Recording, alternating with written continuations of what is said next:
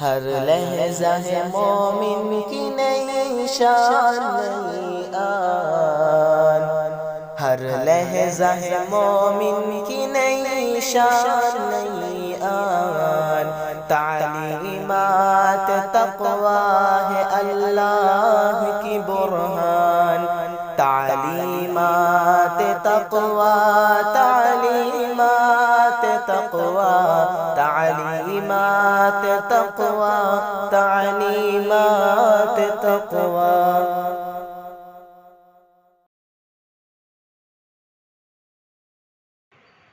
السلام علیکم ورحمۃ اللہ وبرکاتہ۔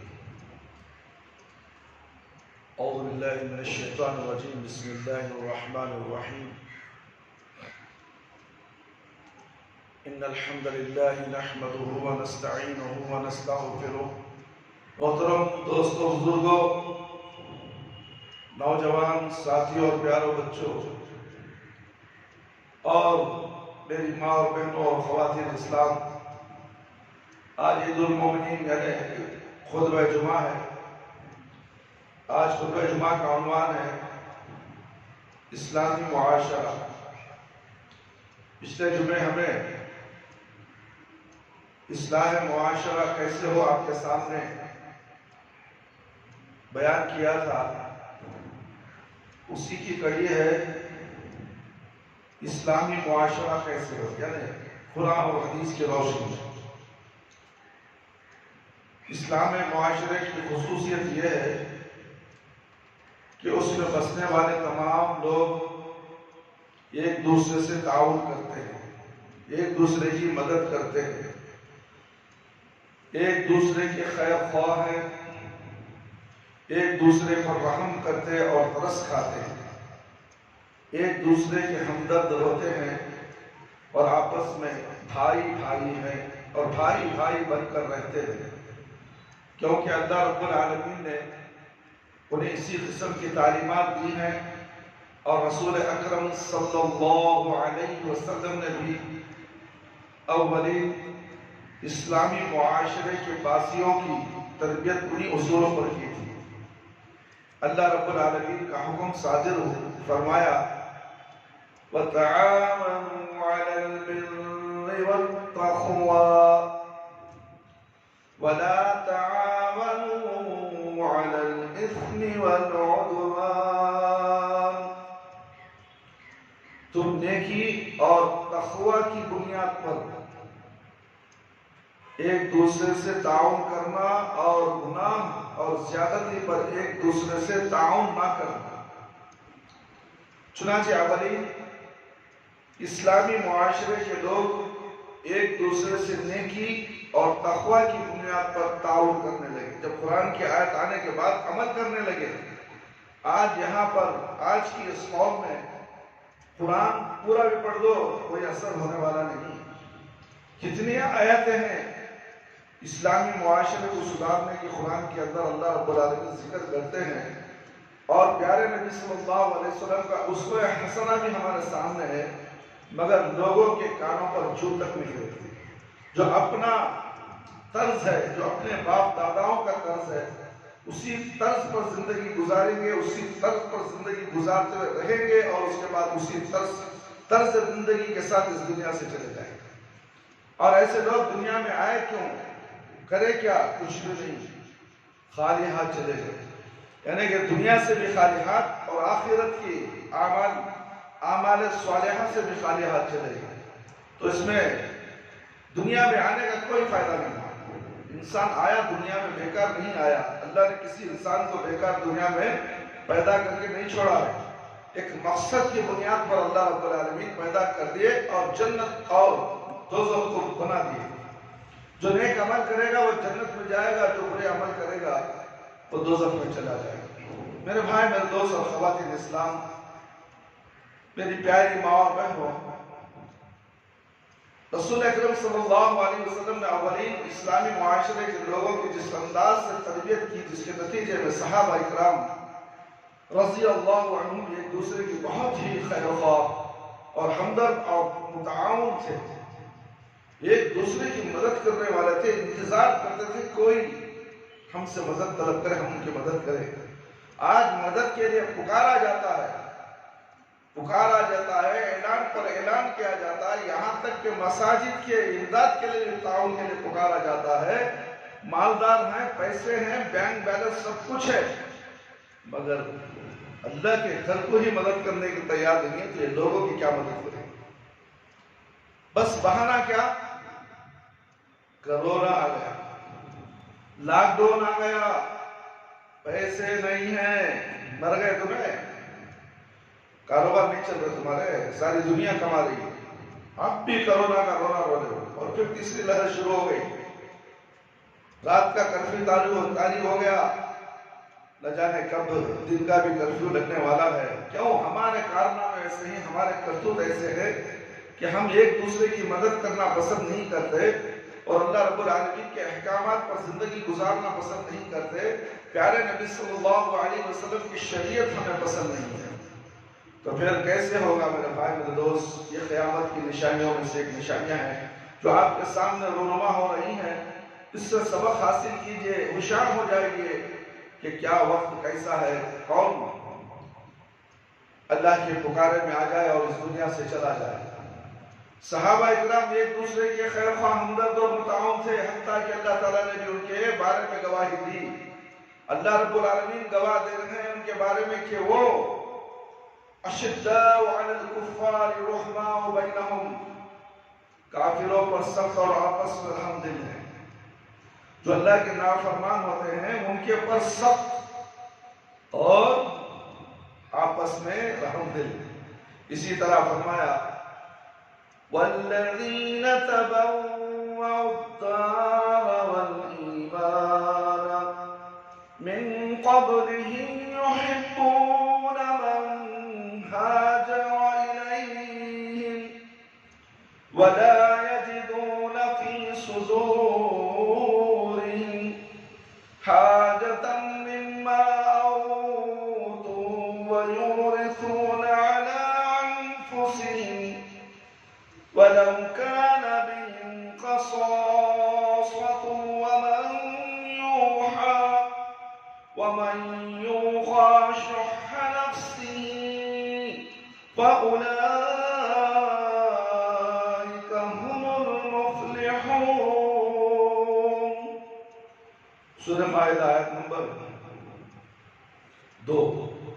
ان لوگوں کے لیے بھی جو ان مہاجرین مکہ کے آنے سے پہلے یہاں مدینے میں مقیم تھے اور ایمان لا چکے تھے، وہ ہجرت کر کے آنے والوں سے محبت کرتے تھے، ہجرت کرنے والے آنے والوں سے محبت کرتے ہیں، اور جو کچھ انہیں دیا جائے وہ اپنے دلوں میں اس کی کوئی حاجت نہیں پاتے۔ وہ مہاجرین کو اپنی ذات پر ترجیح دیتے ہیں، خواہ خود فاقہ سے ہو، اور جو لوگ اپنے نفس کی تنگی اور بخل سے بچا لیے جائے وہی کامیاب ہونے والے ہیں۔ صحابہ اکرام رضی اللہ عنہ ایک دوسرے سے کس طرح اظہار ہمدردی کرتے تھے، اس کی ایک واضح دلیل ایک قصہ ہے میرے بھائی میرے دوست اور خواتین اسلام۔ انس بن مالک رضی اللہ عنہ بیان کرتے ہیں کہ عبد الرحمن بن عوف رضی اللہ عنہ ہجرت کر کے ہمارے پاس تشریف لائے، تو رسول اکرم صلی اللہ علیہ وسلم نے ان کے اور سعد بن ربیع رضی اللہ عنہ کے درمیان بھائی چارہ قائم کیا، جو کہ بہت مالدار تھے۔ انہوں نے عبد الرحمن بن عوف رضی اللہ عنہ سے کہا، میں انصار میں سب سے زیادہ مالدار ہوں، اور یہ بات انصار کو بھی معلوم ہے، تو میں اپنا مال 2 حصوں میں تقسیم کرتا ہوں، ایک حصہ میرے لیے اور دوسرا حصہ آپ کے لیے۔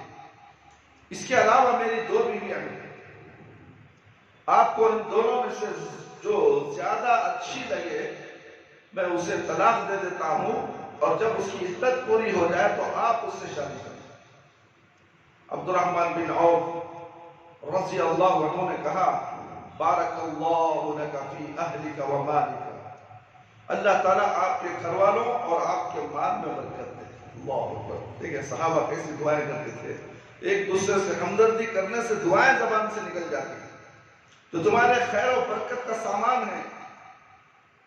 انس رضی اللہ عنہ کہتے ہیں کہ اس کے بعد عبد الرحمن بن عوف رضی اللہ عنہ گھی اور پنیر کے مالک بن گئے، اور بھی کچھ ہی عرصہ گزرا تھا کہ رسول اللہ صلی اللہ علیہ وسلم نے ان پر زرد رنگ کے کچھ آثار دیکھے، تو آپ صلی اللہ علیہ وسلم نے ان سے پوچھا یہ کیا ہے؟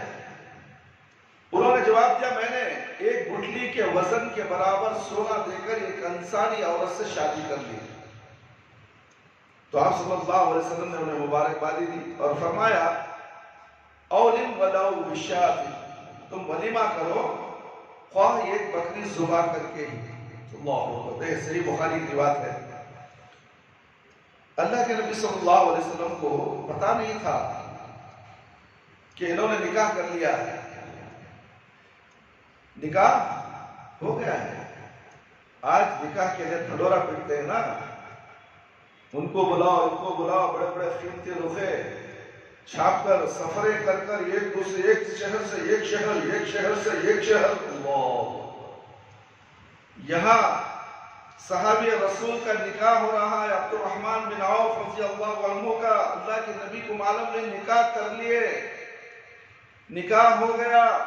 اللہ اکبر اللہ اکبر، اللہ کے نبی صلی اللہ علیہ وسلم کو اس کی اطلاع نہیں ہے، اللہ کے نبی صلی اللہ علیہ وسلم کو اطلاع نہیں ہے کہ آج عبد الرحمن بن عوف رضی اللہ عنہ کا نکاح ہو چکا ہے۔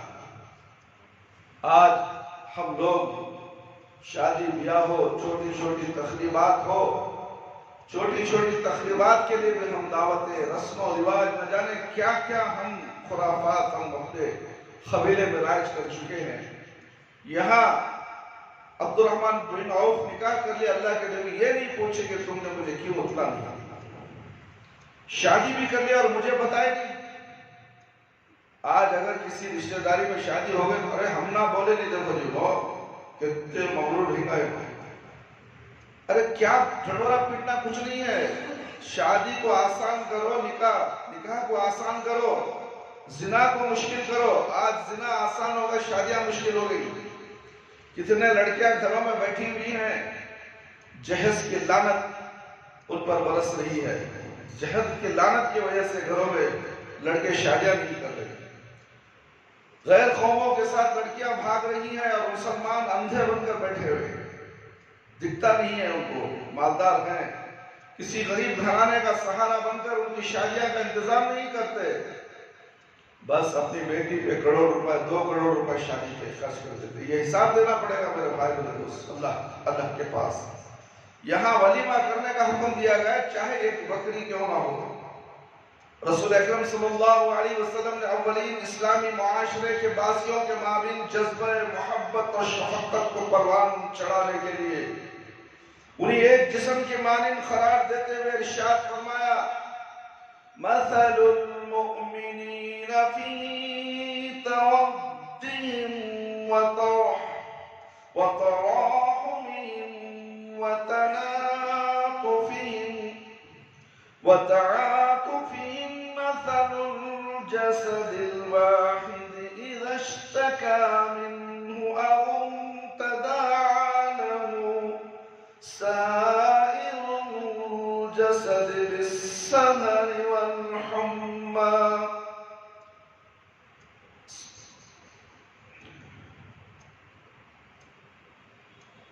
مومنوں کی مثال آپس میں ایک دوسرے کی محبت کرنے، ایک دوسرے پر ترس کھانے اور ایک دوسرے پر شفقت کرنے میں ایک جسم کے مانند ہے کہ جب کہ اس کا ایک عضو بیمار ہوتا ہے تو سارا جسم اس کے لیے بخار کے ساتھ تڑپ اٹھتا ہے اور اس کی وجہ سے بیدار رہتا ہے۔ چنانچہ اولین اسلامی معاشرے کے باسیوں نے اس حدیث کو عملی جامہ پہنایا اور اس طرح ایک جسم کے مانند بن گئے کہ اگر ان میں سے کسی شخص کو تکلیف پہنچے تو اس کی وجہ سے سارے مسلمان تڑپ اٹھتے اور اس پر ترس کھاتے ہوئے اس کا ہر طرح سے خیال رکھتے۔ اسلامی معاشرے میں بسنے والا ہر شخص دوسرے کا خیر خواہ ہوتا ہے، کیونکہ رسول اکرم صلی اللہ علیہ وسلم نے اولین اسلامی معاشرے کے باسیوں کی تربیت اسی چیز پر کی تھی.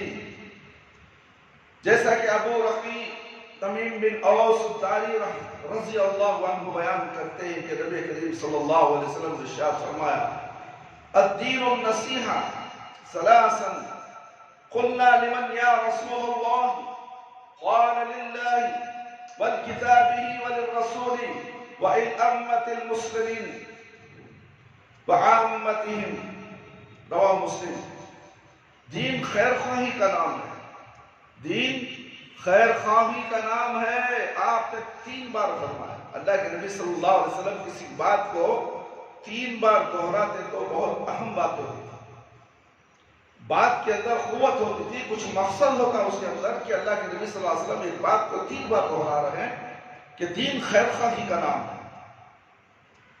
ہم نے کہا کس لیے اللہ کے رسول صلی اللہ علیہ وسلم؟ تو آپ صلی اللہ علیہ وسلم نے فرمایا اللہ کے لیے, اس کی کتاب کے لیے, اس کے رسول صلی اللہ علیہ وسلم کے لیے, مسلمانوں کے حکمرانوں کے لیے اور عام مسلمانوں کے لیے. جریر بن عبداللہ رضی اللہ عنہ بیان کرتے ہیں کہ بابعت رسول اللہ صلی اللہ علیہ وسلم علی اقام الصلاة و ایتاء الزکاة وَنُصْفِ لِكُلِّ مُسْلِمٍ. میں نے رسول اللہ صلی اللہ علیہ وسلم کی بیعت کی کہ نماز ہمیشہ پڑھتا رہوں گا. اللہ اکبر. مسلمان ہے, اقرار نہیں کرتا کہ میں ہمیشہ نماز پڑھوں گا, کبھی کبھی پڑھوں گا, کبھی کبھی پڑھ لیتا ہوں. یہاں بیعت کس کی ہو رہی ہے؟ نماز کے اقرار کی. بہت سے بیعتیں ہیں نماز کے چھوڑنے کی بیعت ہے.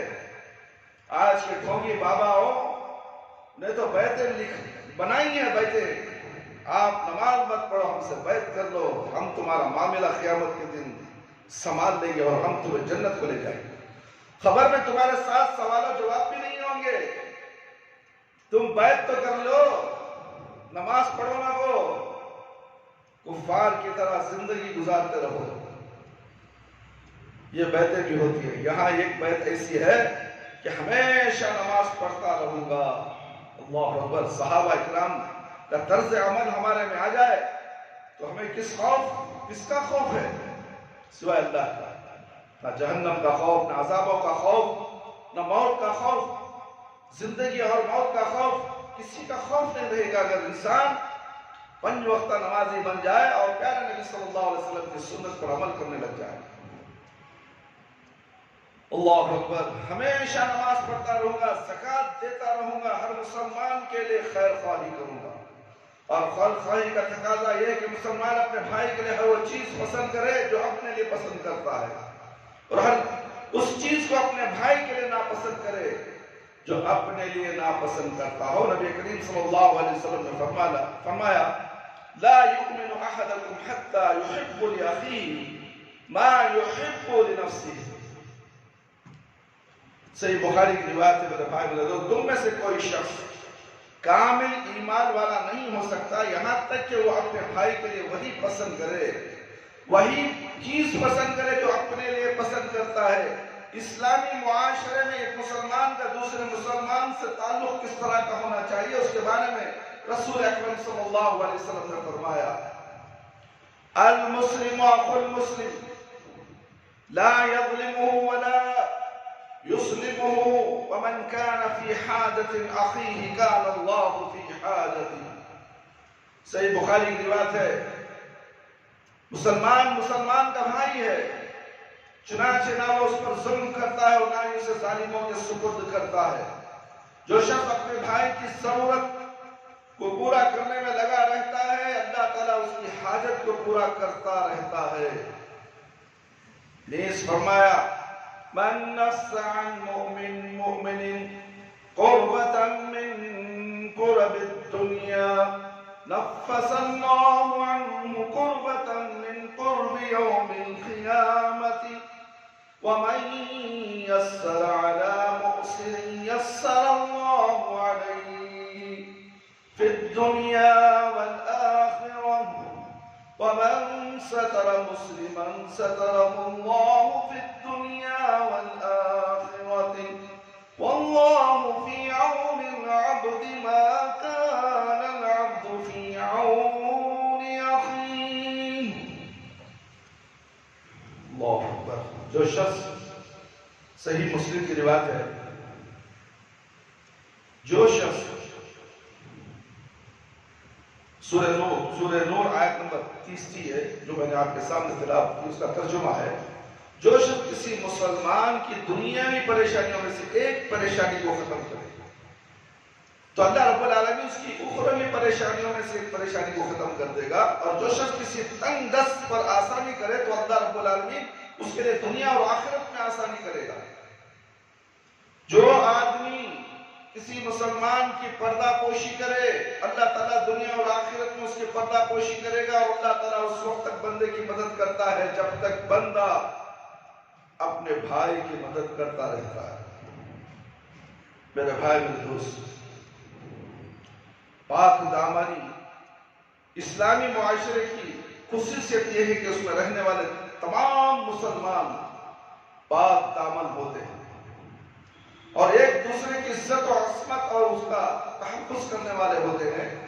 وہ کسی کی ماں، بہن اور بیٹی کی طرف غلط نظروں سے نہیں دیکھتے، بلکہ وہ ہر خیر محرم عورت سے اپنی نظریں جھکا کے رکھتے ہیں، کیونکہ اللہ رب العالمین کا ان کے لیے یہی حکم ہے، قُل لِّلْمُؤْمِنِينَ يَغُضُّوا مِنْ أَبْصَارِهِمْ وَيَحْفَظُوا فُرُوجَهُمْ ذَلِكَ أَزْكَىٰ لَهُمْ۔ صحیح مسلم کی روایت ہے،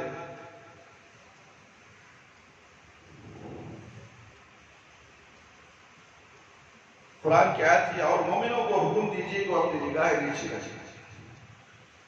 مومن متقی پرہیزگار ہوتا ہے جو اللہ رب العالمین کی فرما برداری کرتا ہے، شریعت محمدی صلی اللہ علیہ وسلم پر عمل کرتے ہوئے زندگی گزارتا ہے۔ اسے کہا جاتا ہے کہ مومن سے کہہ دیجئے وہ اپنی نگاہیں نیچے رکھیں اور اپنی شرمگاہوں کی حفاظت کریں، یہ ان کے لیے زیادہ پاکیزگی کا ذریعہ ہے۔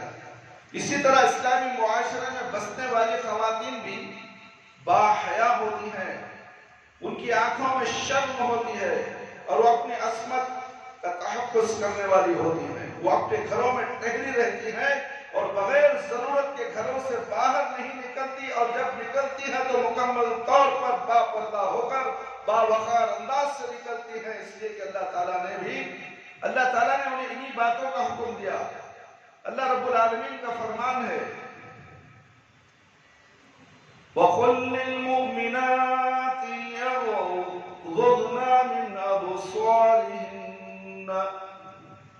وَيَحْفَظْنَ فُرُوجَهُنَّ وَلَا يُبْدِينَ زِينَتَهُنَّ إِلَّا مَا ظَهَرَ مِنْهَا وَلْيَضْرِبْنَ بِخَمُرِهِنَّ عَلَى جُيُوبِهِنَّ۔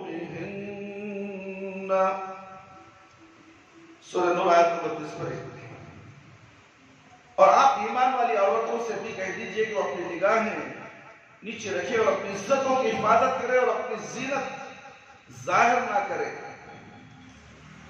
اپنی زینت ظاہر نہ کرے سوائے اس کے جو ظاہر ہے، اور اپنے گریبانوں پر اپنی اوڑھنیاں ڈالا رکھے۔ اسی طرح اس کا فرمان ہے، وَقَرْنَ فِي بُيُوتِكُنَّ وَلَا تَبَرَّجْنَ تَبَرُّجَ الْجَاهِلِيَّةِ الْأُولَى۔ سورہ احزاب آیت نمبر 30 پر دیکھیں، اور اپنے گھروں میں ٹک کر رہو اور قدیم زمانے جاہلیت کی طرح بناؤ سنگار کا اظہار مت کرو۔ اسلامی معاشرے میں رہنے والی خواتین و حضرات باہمی اختلاف سے پرہیز کرتے ہیں، کیونکہ رسول اکرم صلی اللہ علیہ وسلم کا ارشاد گرامی ہے، صحیح بخاری کی روایت ہے، لا يقلن رجل بامرأة إلا ومعها ذو محرم ولا تسافر المرأة إلا مع ذي محرم۔ کوئی شخص کسی عورت کے ساتھ ہرگز خلوت میں نہ جائے، اکیلے میں نہ جائے، ہاں اگر اس کے ساتھ کوئی محرم ہو تو ٹھیک ہے، اور کسی طرح کوئی عورت محرم کے بغیر سفر نہ کرے، اس کے ساتھ اس کا باپ ہو یا بھائی ہو یا شوہر ہو، شادی شدہ ہے تو شوہر اس کے ساتھ ہونا، سفر میں یاد رکھو۔ اکیلی عورت سفر نہیں کر سکتی، اگر اکیلی عورت سفر کر رہی ہے تو اس کا ساتھی شیطان ہے۔ میرے بھائی، میرے دوست اور خواتین اسلام، آپ صلی اللہ علیہ وسلم کا یہ فرمان سن کر ایک شخص کھڑا ہوا کہنے لگا، اللہ کے رسول صلی اللہ علیہ وسلم، میری بیوی حج کے لیے روانہ ہو گئی ہے اور میرا نام فلاں فلاں غزوہ کے لیے لکھ لیا گیا ہے۔ تو آپ صلی اللہ علیہ وسلم نے فرمایا، جاؤ اپنی بیوی کے ساتھ حج کرو۔ غزوے سے نام نکال کر بیوی کے ساتھ حج کرنے کے لیے بھیج دیا گیا۔ ایک حج جیسا مقدس سفر تھا، مگر اس سفر میں بھی اپنے شوہر کے علاوہ نہیں جا سکتے تھے۔ اور یہاں پر کیا کیا ہو رہا ہے، یہاں کیا ہوا، معاشرے کے اندر کیا، معاشرے کی خرابیاں کیا ہیں۔ شوہر گھر سے نکلا باہر کام کے لیے، مزدوری کرنے کے لیے، کاروبار کے لیے، تجارت کے لیے، تو بیوی شوہر کو بتائے ہوئے پورا بنگلور گھوم کر پھر شوہر آنے سے پہلے گھر میں داخل ہو جائے۔ یہاں تک کہ اپنے ماں باپ کے گھر کو بھی جانا ہے تو شوہر کی اجازت لے، جب تک دہلیز ابھر نہ پائے۔ شوہر کی اجازت کے بغیر کوئی کام نہیں کیا جا سکتا۔ یہاں تو شریعت کو پامال کیا جاتا ہے، لا علمی کی وجہ سے، جہالت کی وجہ سے۔ کیوں؟ ہمارے معاشرے کے اندر اسلامی تعلیمات نہیں ہے۔ ہمارے گھروں میں ہمارے بڑے جو ہے باپ دادا جو گزر چکے ہیں، انہوں نے تعلیم حاصل نہیں کی، جہالت کی زندگی گزارے، اس کے بعد کی نسل بھی جاہل بن کر رہ گئی ہے۔ دنیا کی تعلیم تو حاصل کرنے کے لیے بڑے بڑے کالجوں اور یونیورسٹیوں میں بچے کو داخلہ دلاتے ہیں اور شان سمجھتے ہیں کہ میرا بیٹا انجینئر ہے، میرا بیٹا فلانا ہے، میرا بیٹا ڈاکٹر ہے۔ اس ڈاکٹر سے پوچھو، کیا تو دنیا کی تعلیم کے ساتھ دینی تعلیم بھی حاصل کیا ہے تاکہ تیرا گھر جنت تمہا گھر بنے، تیری آنے والی نسل مومن بن کر زندگی گزارے، تیرے مرنے کے بعد تیرے بچے تیرے لیے ہاتھ اٹھا کر دعا کریں۔ کیا تو نے تیرے بچوں کو ایسی تعلیم و تربیت دی؟ دیکھو اپنے گریبانوں میں منہ جھانک کر دیکھو، اے مسلمانوں کی جماعت اور خواتین اسلام، تمہارے گھر کا جائزہ لو۔ جب تمہیں پتا چلے گا کہ ہمارا گھر کا جائزہ ہندوانہ طریقہ، رسم و رواج، شرک اور بدعت میں ملوث ہے، ہم 10 بجے تک سوتے ہیں، نماز نہیں پڑھتے، پھر بھی ہم مسلمان، ہمارا گھرانہ مسلمان کا گھرانہ ہے، گھر میں تلاوت نہیں، گانے بجتے ہیں، قوالیاں بجتی ہیں، اور پھر بھی کہتے ہو کہ ہم مسلمان ہیں۔ یہ ٹائٹل نہیں چھوڑے گے مسلمان کا۔ اللہ نے کبھی ٹھیکہ نہیں لیا کہ تم مسلمان ہو جنت میں چلے جاؤ گے، تم جو بھی کرتے رہو دنیا کے اندر، جو بھی عمل کر کے آؤ اور میں تمہیں عزت کے ساتھ جنت میں بھیجوں۔ میں نے دنیا میں شیطان کو بھیجا ہے تاکہ وہ تمہیں نیکی کا کام کرنے سے روکے، اور میں نے فرشتوں کو بھیجا ہے، فرشتے بھی تمہیں نیکی کا کام کرنے کے لیے اکساتے ہیں، نیکی کرنے کا حکم دیتے ہیں، نیکی کی طرف بلاتے ہیں، مگر تم کس کی بات سنتے ہو؟ اور تمہارے سامنے علماء کرام قرآن اور حدیث کی باتیں تمہیں پڑھ پڑھ کر سناتے بھی ہیں، قرآن کی آیتیں تم سنتے ہو، ترجمہ تم سنتے ہو، احادیث تم سنتے ہو، کیا تم نے اس پر عمل کیا؟ کل قیامت میں اللہ پوچھے گا تمہیں، یاد رکھو کوئی مسلمان بچنے والا نہیں، ہر ایک مسلمان کو سوالوں کا جواب دینا ہوگا، اس کے بعد ہی جنت ملنے والی ہے۔ جنت اتنی آسانی سے نہیں ملے گی۔ دنیا میں عیش و آرام کرتے رہو، اپنی مرضی کی زندگی گزارتے رہو، جیسا چاہے زندگی گزارو، اور پھر امید رکھو کہ ہمیں جنت ملے گی۔ جنت ہرگز نہیں ملے گی میرے بھائی میرے دوست۔ عقبہ بن عامر الجہنی رضی اللہ عنہ بیان کرتے ہیں کہ رسول اللہ صلی اللہ علیہ وسلم نے ارشاد فرمایا، تم غیر محرم عورتوں کے پاس جانے سے پرہیز کرو۔ تو ایک انصاری نے کہا، اے اللہ کے رسول صلی اللہ علیہ وسلم، آپ الحم یعنی خاوند کے بھائی دیور کے متعلق کیا کہتے ہیں؟ سوال کیسا ہے؟ آج گھروں میں دیور جیٹ سب ایک جگہ مل جل کر زندگیاں گزارتے نہیں۔ جیٹ کو دیور سے پردہ کرانا اپنی بیوی کو، دیور کو اپنی بیوی سے جیٹ سے پردہ کرانے کا ہے، کہاں ہے؟ اسلام کہاں ہے؟ سوال کیا جا رہا اللہ کے نبی صلی اللہ علیہ وسلم سے. آپ صلی اللہ علیہ وسلم نے فرمایا دیور موت ہے. اللہ اکبر. دیور کو موت کہا گیا ہے. شادی کے بعد تم جوائنٹ فیملی میں نہیں رہ سکتے. نکاح ہو گیا، اس کا گھر بناؤ، اس کا گھر بساؤ، الگ زندگی گزارے.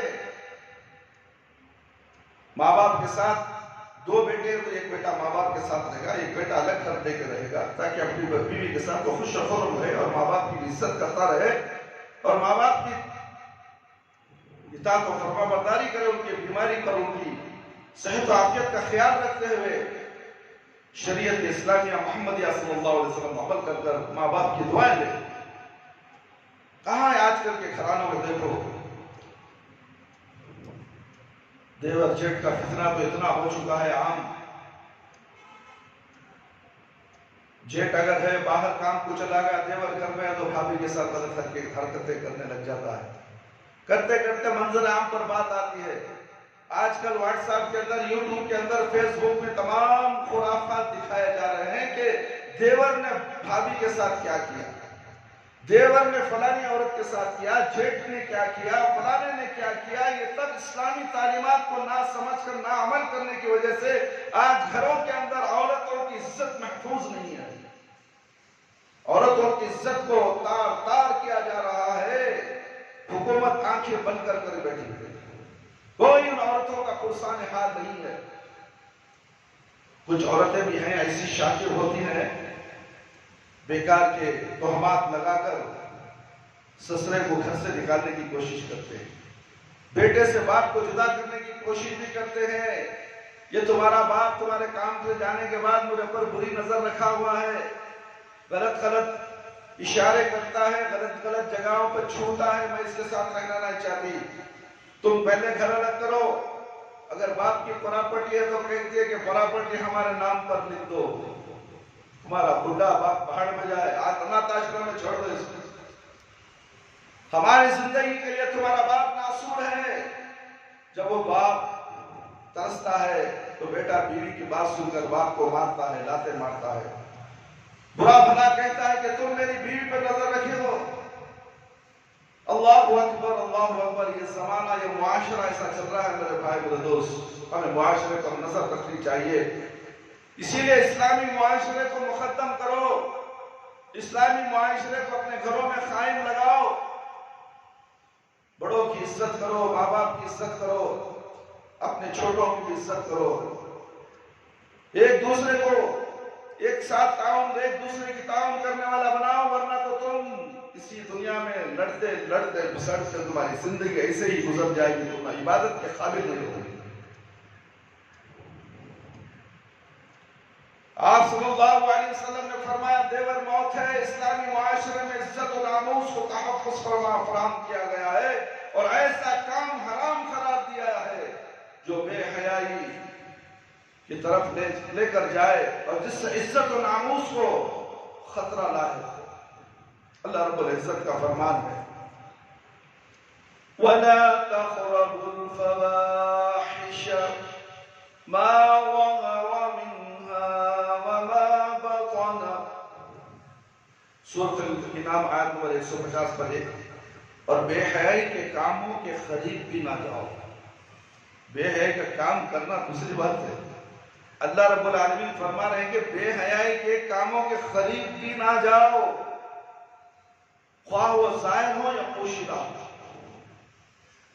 اور جو لوگ معاشرے میں بے حیائی کو پھیلاتے ہیں انہیں رب العزت، اللہ رب العزت نے سخت وعید سناتے ہوئے فرمایا ان الذين يحبون ان تشيع الفحائش في الذين آمنوا لهم عذاب أليم في الدنيا والآخرة والله يعلم وأنتم لا تعلمون.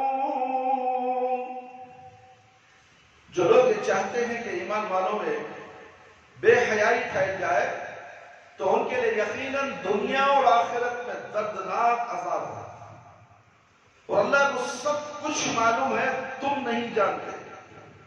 اللہ ہر چیز کو جانتا ہے۔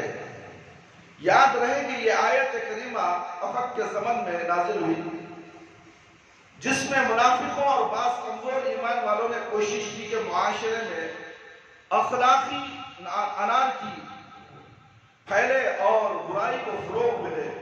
چنانچہ اللہ تعالیٰ نے انہیں سخت وعید سنائی کہ ایسا کرنے والوں کے لیے دنیا اور آخرت میں دردناک عذاب ہے۔ ساتھ ہی یہ تنبیہ بھی فرما دی کہ بے حیائی پھیلانے سے مسلم معاشرے پر کتنے برے اثرات مرتب ہوتے ہیں، اس کا صحیح علم صرف اللہ رب العالمین کو ہے، کبھی اس کا اندازہ نہیں۔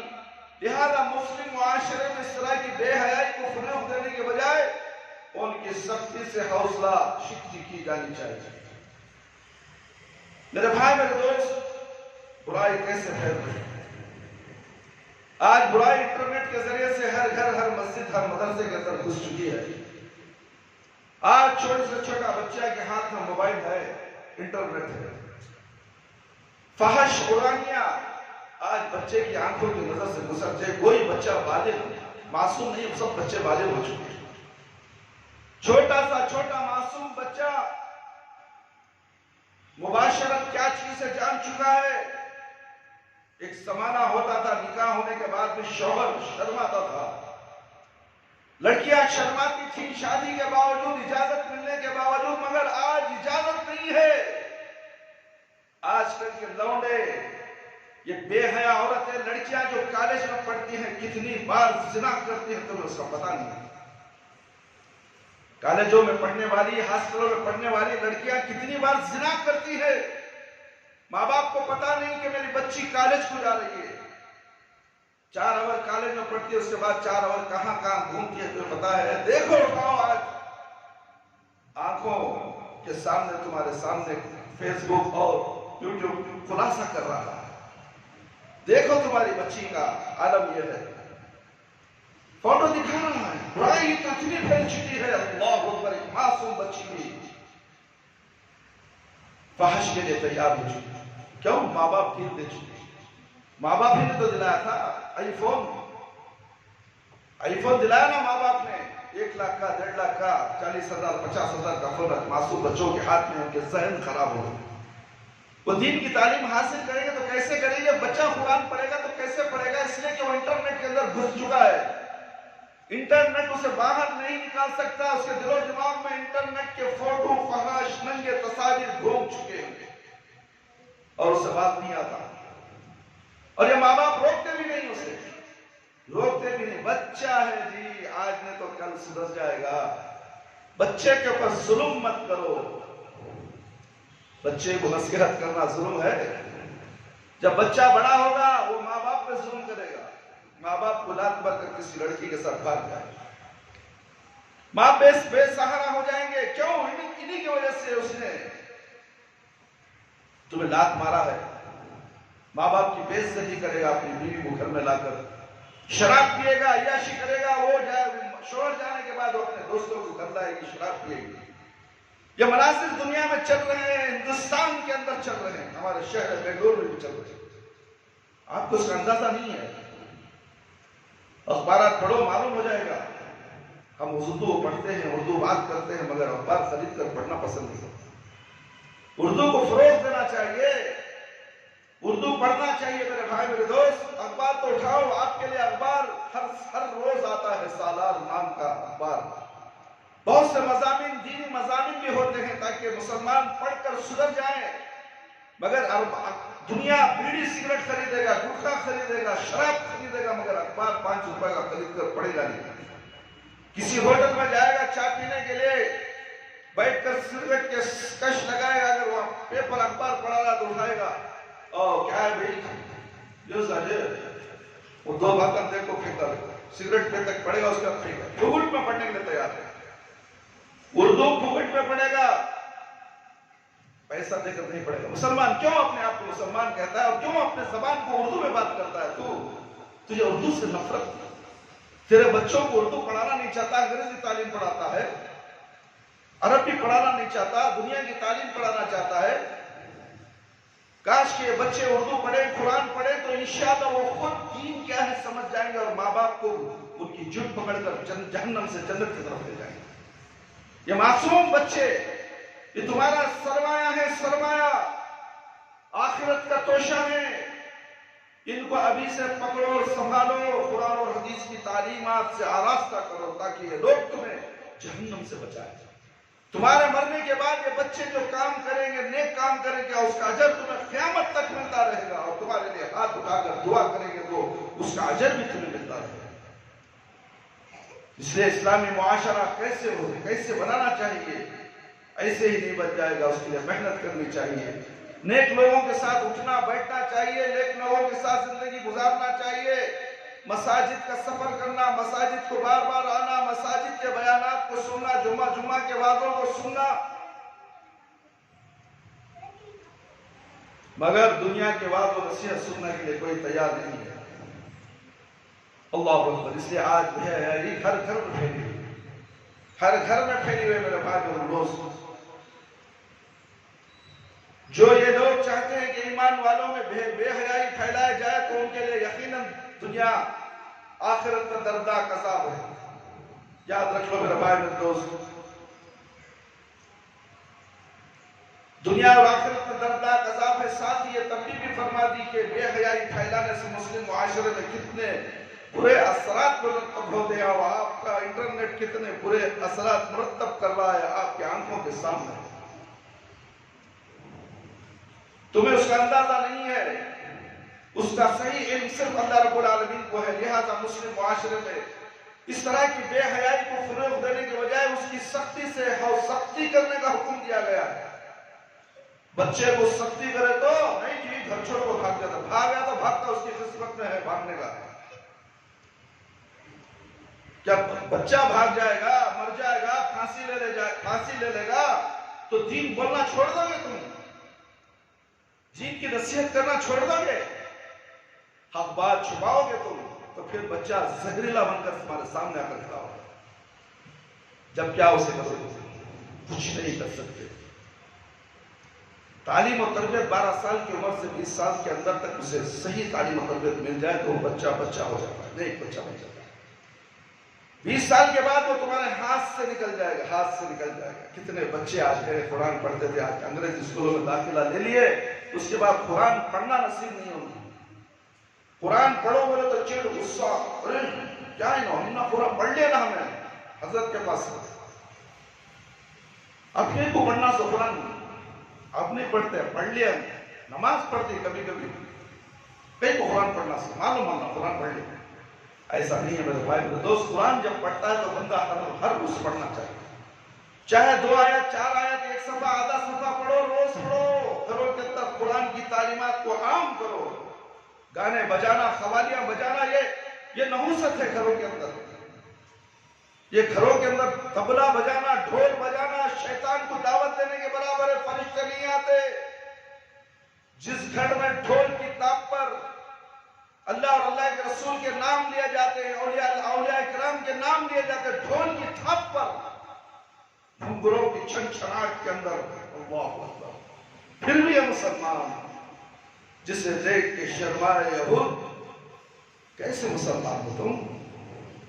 اللہ رب العالمین کا نام، اولیاء کرام کا نام ڈھول پہ ناچ گانے گا کر بچاتے ہو، پھر بھی ہم مسلمان ہیں، ہمیں کچھ فرق نہیں ہو رہا۔ فرق پڑے گا میرے بھائی، فرق پڑے گا۔ کہاں؟ جب آنکھ بند ہوگی خبر میں سلا کر سب کے سب چلے جائیں گے، اس کے بعد معلوم ہوگا ہم نے ڈھول کتنا بجایا تھا، ڈھول کی تھاپ پر ہم نے کتنا ناچے تھے، خوشیاں منائے تھے۔ خبر کے اندر وہ خبر کے سام پر بچھو بتائیں گے تمہیں، نہ تمہارے پاس نماز ہے، نہ تمہارے پاس نبی کریم صلی اللہ علیہ وسلم کی شریعت اسوہ حسنہ تمہارے ساتھ ہے۔ نبی کریم صلی اللہ علیہ وسلم کی تعلیمات حاصل کر کے دنیا میں کچھ بھی عمل نہیں کیا، ڈھول بجاتے رہے، قوالیاں سنتے رہے، مجرے دیکھتے رہے، گانے سنتے رہے، گیان سنتے رہے، فحش پھیلاتے رہے، اور موت آئی مر گئے۔ میرے بھائی میرے دوست، خواتین اسلام، انٹرنیٹ سے بچو، اپنی بیٹیوں کو، معصوم بچیوں کو فحش دیکھنے سے بچاؤ۔ دیکھو انٹرنیٹ پہ بچی کیا دیکھ رہی ہے، قرآن پڑھ رہی ہے، قرآن کی آیتیں سن رہی ہے، بخاری اور مسلم کی احادیث یاد کر رہی ہے، الحمدللہ ماشاءاللہ۔ انٹرنیٹ کا لینا فائدہ مند ہے۔ انٹرنیٹ کے ذریعے دین کو پھیلاؤ، دین کی باتوں کو ایک دوسرے کی طرف آگے بڑھاؤ، اس کی نیکیاں تمہیں ملنے والی ہیں۔ فحش کو پھیلاؤ گے تو گناہ ملنے والا ہے، گناہ ملنے والا ہے۔ یہ آیت کریمہ اس دور کے ذرائع ابلاغ کے لیے بھی سخت تنبیہ ہے، جنہوں نے اسلامی معاشروں میں فحاشی، عریانی اور بے حیائی کو پھیلانے، پاک دامنی پھیلانے اور نوجوان نسل کو بگاڑنے میں کوئی کسر نہیں چھوڑی۔ آج نوجوان نسل کو ہی بگاڑا جا رہا ہے، اس میں زیادہ حق مسلمانوں کو بگاڑنے کا۔ مسلمان نوجوان لڑکا اور لڑکیوں کو بگاڑنے کا بیڑا انٹرنیٹ میں اٹھایا ہے، میڈیا نے اٹھایا ہے۔ اللہ اکبر۔ اسلامی معاشرے کی پاک دامنی اور اس میں رہنے والے تمام لوگوں کی عزت و عصمت کے تحفظ کو لیے تعلیمات کے برعکس آج ہم دیکھتے ہیں کہ ہمارے معاشرے میں زیادہ تر لوگ، خواہ مرد ہوں یا خواتین ہوں، نہ اپنی نگاہوں کی حفاظت کرتے ہیں، نہ عزت و عصمت کی حرمت کا خیال رکھتے ہیں۔ خواتین بے پردہ ہو کر گھومتی ہیں۔ مرد و زن کا اختلاط ایک عام بات سی بن گئی ہے۔ شادی بیاہ میں، ولیمہ میں، تقاریب کے اندر عورتیں بغیر برقعے کے زیورات کا نمائش پیش کرتے ہیں۔ زیورات، ایک عورت دوسری عورت کو فخر محسوس کرتی ہے کہ میرے پاس دیکھو، میرے سینے کو دیکھو، میرے جسم کو دیکھو، میں کتنے زیورات سے لدی ہوئی ہوں۔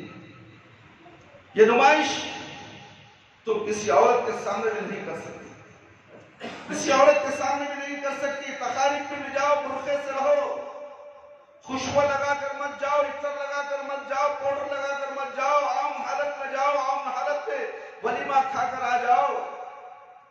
اور تم وہاں جا کر کیا کرتی ہو؟ تمہارے سے کم تر عورت رہے گی تو اسے کتنا دکھ ہوگا کہ تم اتنے زیورات دیوی کی طرح بیٹھی ہو، دیوی دیوتاؤں کی طرح اپنے سینے کو دکھاتی ہو، زیورات پہن کر، ہاتھوں میں بنگڑیاں لمباڑیوں کی طرح۔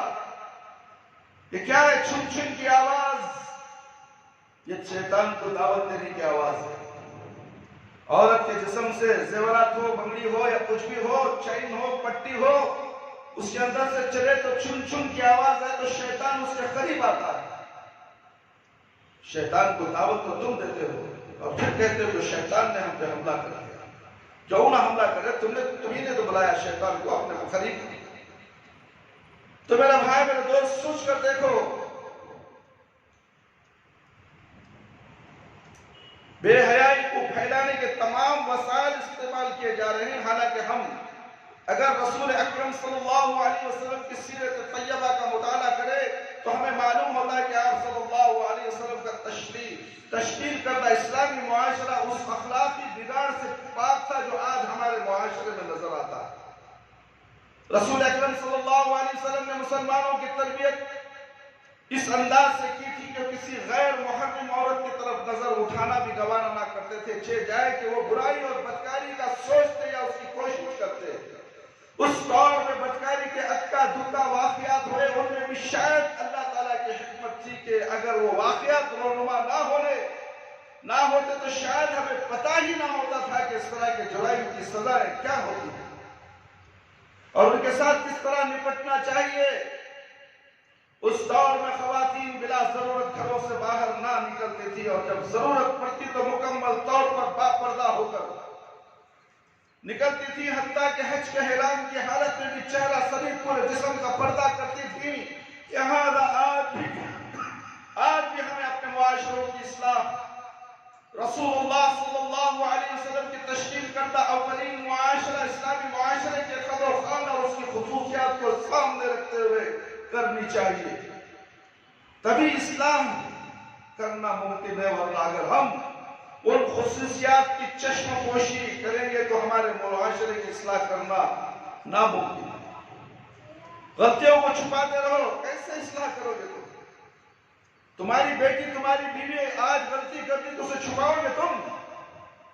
اس کی اصلاح نہیں کرو گے۔ اگر چھپاؤ گے تو وہ پھر تمہارے لیے بہت بڑے جرائم کی بن جائے گی، گناہ کرنے والی بن جائے گی، گناہ کی عادی بن جائے گی، فحش کی عادی بن جائے گی۔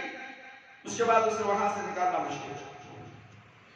جب برائی دیکھو تو روکو، امر بالمعروف نہی عن المنکر کا کام کرو میرے بھائی میرے دوست۔ ہر مسلمان کا فریضہ ہے اور عورت کا فریضہ ہے۔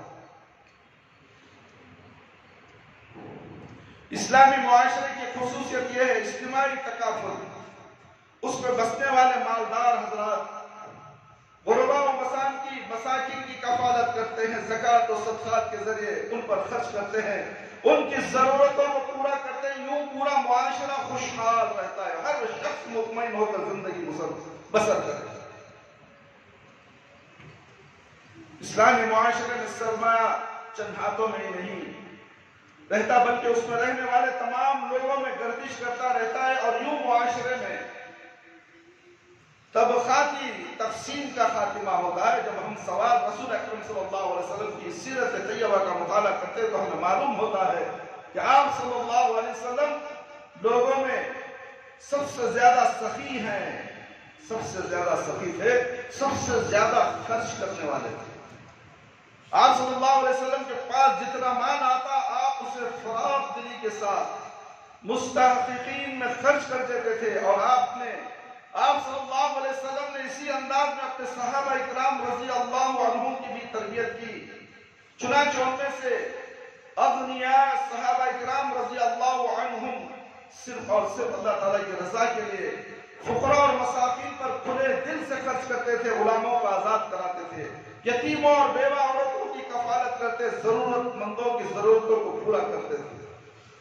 ان میں ابو بکر صدیق رضی اللہ عنہ، عمر بن خطاب رضی اللہ عنہ، عثمان بن عفان رضی اللہ عنہ، عبد الرحمن بن عوف رضی اللہ عنہ وغیرہ خاص طور و قابل ذکر ہیں جنہوں نے انفاق فی سبیل اللہ کی عظیم مثالیں قائم کی اور دوسروں کے لیے بہترین نمونہ بنے۔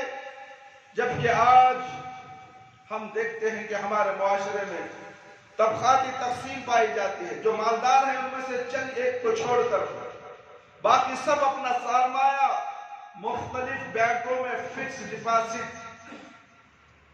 اکاؤنٹ میں رکھ کر اطمینان کی نیند سو رہے ہیں۔ انہی کے محلوں، قصبوں اور شہروں میں ان کے پڑوسی بھوکے مر رہے ہیں۔ جو مالدار اور زیادہ مالدار ہوتے جا رہے ہیں، جو غریب ہیں وہ غریب تر ہوتے جا رہے ہیں، جو کل تک لاکھوں کے مالک تھے وہ آج کروڑ پتی بنے بیٹھے ہیں، جو 10 سال پہلے غریب تھے وہ آج بھی غریب ہیں، ان کی حالت پہلے سے بھی بدتر ہے۔ دیکھو معاشرے کے اندر نظر دوڑو، اے ایماندارو، گن کر پیسے رکھتے ہو، اپنی بیٹی پہ کروڑ روپے خرچ کرتے ہو، اس کا حساب دینا پڑے گا، تم ایسے ہی نہیں مرو گے۔ دنیا میں بھی اس کی سزا ہے، ایسی بیماری میں اللہ مبتلا کرے گا، تمہارے پاس اللہ کی نعمتیں ہوں گی، تم کھا نہیں سکو گے، ڈاکٹر گولی کھانے کے لیے کہے گا، تمہارے کروڑوں کی جائیداد دولت پڑے ہوگی، تمہیں سیب کھانے کے لیے نہیں کہے گا، سیب کا ایک تھوڑا سا ٹکڑا کھا لو۔ کیوں؟ دولت کا غرور، غریبوں کے اوپر نظر نہ رکھنا، اپنی رشتہ داروں میں شادیوں کی شان جتانا، میں چودھری، میں پٹیل ہوں، میری بیٹی کی شادی کروں گا تو لوگ واہ واہ کریں گے، کروڑوں، 2 کروڑ 3 کروڑ کی شادی کرے گا۔ یہ پیسہ تیرے باپ کا ہے، یہ پیسہ تو اللہ رب العالمین نے تجھے دیا ہے۔ جو اللہ نے تجھے مال دیا، تو غریبوں میں، مسکینوں میں، بیواؤں میں، یتیموں میں کیوں خرچ نہیں کیا؟ اللہ کی راہوں میں تو نے کیوں خرچ نہیں کیا؟ جب جس سے سوال کیا جائے گا ضرور یہ جہنم میں جائے گا، بچنے والا نہیں ہے، مالدار بچ جائے گا۔ میرے بھائی میرے دوست، سوچو آج معاشرے کے اندر کیا برائیاں پھیلی ہوئی ہیں۔ بینک بیلنس، کروڑ پتی، غریب سے غریب تر، غریب آدمی غریب سے غریب تر، جو کل تک لاکھوں کے مالک تھے وہ آج کروڑ پتی بن بیٹھے ہیں۔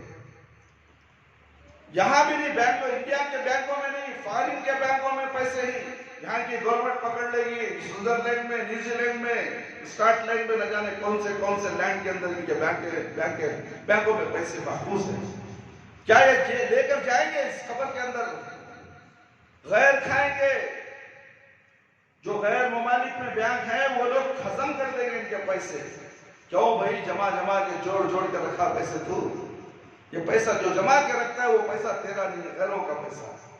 جو تو زندہ ہے تو تیرے پیسے تو اللہ کی راہ میں خرچ کر کے وہاں جمع کر دے نیکیاں، جو تو مر کر جانے والا ہے وہاں وہ نیکیاں تیرے ساتھ آنے والی ہیں۔ اس کی فکر کر، خبر کی فکر کر، پلسرات کی فکر کر، میدان حشر کی فکر کر، جب حوض کوثر پر اللہ کے نبی صلی اللہ علیہ وسلم بیٹھے ہوں گے وہاں پر تجھے پانی بھی نصیب نہیں ہوگا، وہ پانی پینے کی نصیب کر، ایک گھونٹ پانی نہیں ملے گا تجھے، دھکے مار کر فرشتے تجھے ہکال دیں گے، چل نکل سے دنیا سے، فقیر انسان، تکبر انسان، اللہ کی راہ میں خرچ کرنے کے بجائے دنیا میں پیسے اڑا کر آیا ہے تو چل یہاں تجھے پانی بھی نہیں ملے گا۔ اللہ اکبر میرے بھائی، تو سوچو تو صحیح،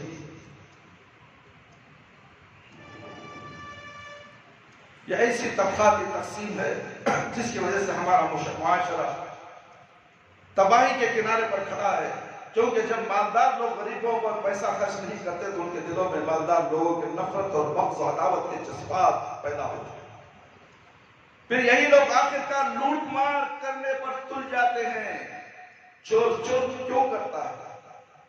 مالداروں کو دیکھ کر حسد کرتا ہے کہ کاش میرے پاس بھی پیسہ ہو جائے، اور یہ پیسہ رکھا ہے دینا نہیں چاہتا، آج رات کو اسے گھر میں ڈاکے ڈالنا پڑے، اور تم مالداروں نے ان کو چور بنایا ہے، تم مالداروں نے ان کو قاتل بنایا ہے۔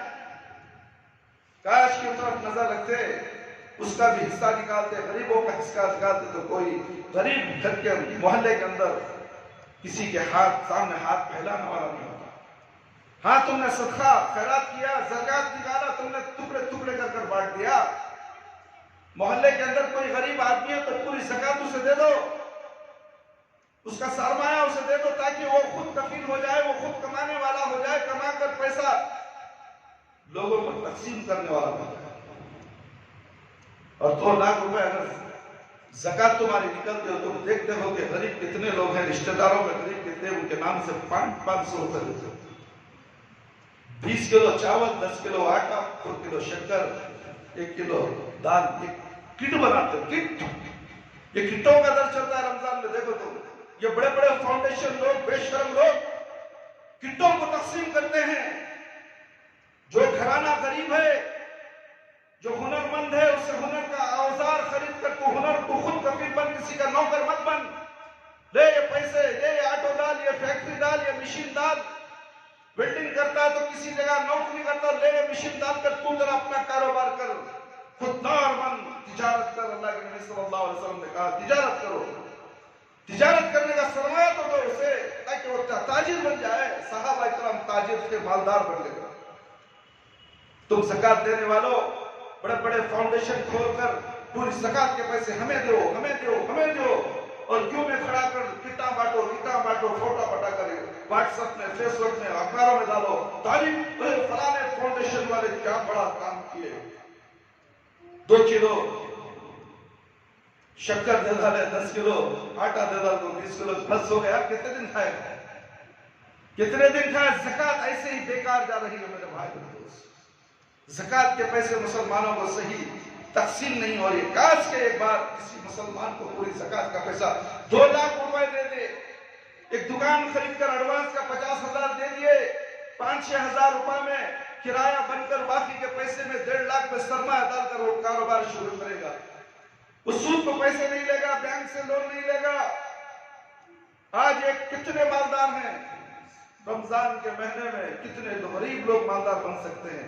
تم مالدار غریبوں کو غریب ہی رکھنا چاہتے ہو، تمہاری نیت میں کھوٹ ہے، تمہاری نیت میں کھوٹ ہے۔ اسی کھوٹ کی وجہ سے تمہیں امتحان لیا جا رہا ہے دنیا میں کہ تم کو میں نے مالداری دی ہے، تم نے غریبوں کا خیال رکھا یا نہیں رکھا، تم نے بخل کی ہے، تو آج تمہارا ٹھکانہ جہنم ہے۔ تمہارے زیورات، یہ چاندی، یہ سونا چاندی خبر کے اندر تمہارے ناک صاف بن کر تمہارے چھاتی پر بیٹھ جائیں گے اور تمہیں نگلنے لگیں گے۔ زیورات کی شکل میں سانپ آئے گا، تمہیں نگل جائے گا، پھر تھوکے گا، پھر نگلے گا۔ کیسے کیسے عذاب ہے، تمہیں اٹھاؤ تو صحیح، احادیث کا مطالعہ کرو۔ جہنم کے عذاب، خبر کے عذاب کیا ہیں؟ جہنم تو بعد میں، پہلے ہی جہنم کا گڑھا، خبر کا گڑھا ہی جہنم بن جائے گا تمہارے لیے۔ اس گڑھے کی فکر تو کرو میرے بھائی، میرے مسلمان دوستوں، میری پیاری ماں اور بہنوں۔